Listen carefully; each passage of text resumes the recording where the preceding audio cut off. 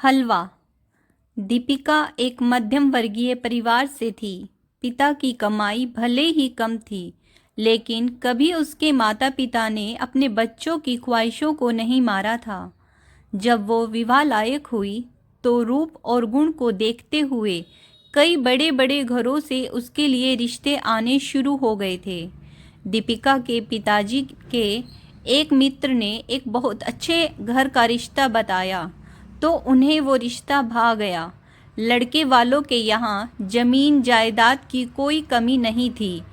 उसी शहर में दो बड़े बड़े बंगले भी बना रखे थे। अपनी बेटी के सुखद भविष्य की कल्पना करते हुए उन्होंने दीपिका का रिश्ता वहाँ तय कर दिया।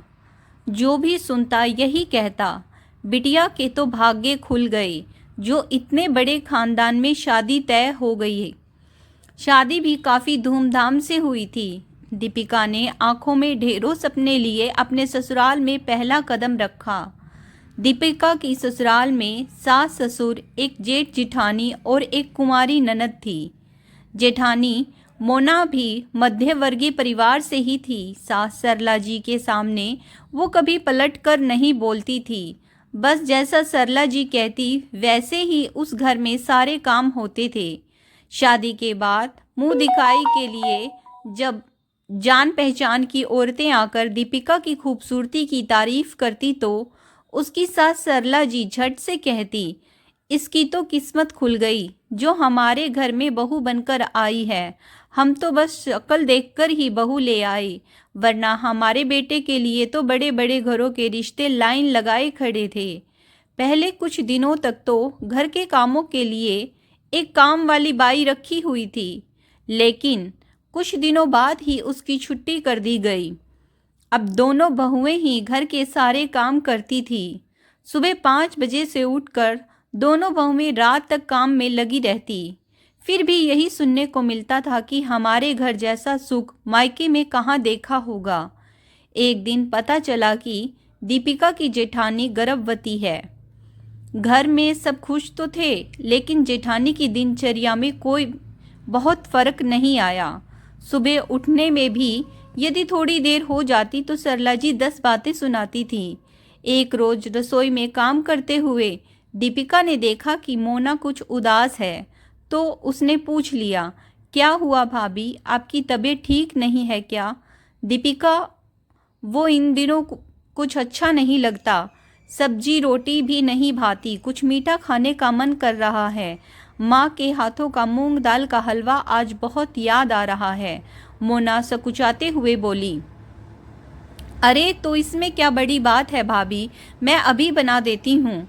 दीपिका चहकते हुए बोली, नहीं नहीं दीपिका, इस घर में औरतों के लिए अलग से कुछ नहीं बनता, सासू माँ गुस्सा हो जाएंगी। मोना बोली, ये क्या बात हुई भाभी, भला ऐसे समय में कौन मना करता है? जब हमारे पड़ोस वाली भाभी प्रेग्नेंट थी तो मेरी मम्मी भी उनके लिए कुछ कुछ बना कर देती थी। फिर मम्मी जी भला अपनी बहू के लिए क्यों मना करेंगी? दीपिका ने आश्चर्य से कहा और बिना आगे कुछ सुने कढ़ाई चढ़ा दी। जैसे ही रसोई में घी की खुशबू फैली, सरला जी पारा चढ़ गया। रसोई में आकर जोर से बोली, ये घी क्यों चढ़ाया है? मोना तो डर से गर्दन झुकाए खड़ी हो गई, लेकिन दीपिका बोली, मम्मी जी, भाभी का मन हलवा खाने को कर रहा है।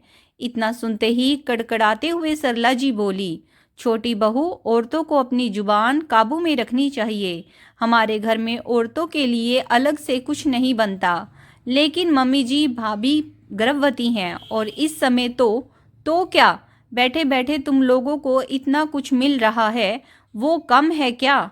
बाप के घर में कभी कुछ देखा नहीं और यहाँ आकर नखरे दिखा रही हो।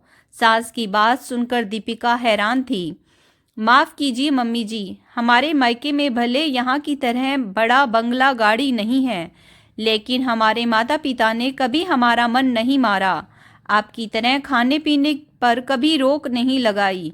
ये घर भले ही बड़ा है, लेकिन यहाँ के लोगों की सोच बहुत छोटी है। हमारे यहाँ तो पड़ोसी भी इस अवस्था में एक दूसरे की पसंद नापसंद का ध्यान रखते हैं, लेकिन यहाँ घर की बहुएं भी अपनी इच्छा से कुछ खा नहीं सकती। यहाँ अपने से छोटे घर की बहुएं सिर्फ इसलिए लाई जाती हैं ताकि मुफ्त में आपको नौकरानी मिल जाए और आपके आगे मुंह भी ना खोले। लेकिन मम्मी जी, हमारा घर छोटा सही, लेकिन हमारा दिल आपके जितना छोटा नहीं है। लेकिन एक बात याद रखिए मम्मी जी, जिस तरह हम इस घर की बहुएं हैं, आप भी इस घर की बहू ही थी। लगता है आपने अपने मायके में हमेशा यही भेदभाव देखा है जो आप हमारे साथ कर रही हैं। उनकी बहस सुनकर घर के पुरुष भी वहां आ गए। मोना के पति ने जब ये सब सुना कि उसकी पत्नी के हलवा खाने की इच्छा पर इतना बवाल हुआ, तो शर्म से उसकी गर्दन नीचे हो गई।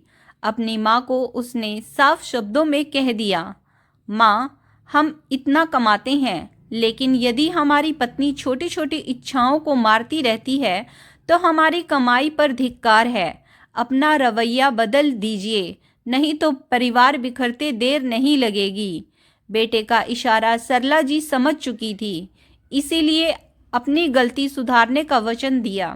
दीपिका की आवाज़ ने आज उसके मायके और ससुराल के बीच की खाई को काफ़ी हद तक मिटा दिया था। दोस्तों, आज की कहानी कैसी लगी कमेंट्स करके ज़रूर बताइएगा।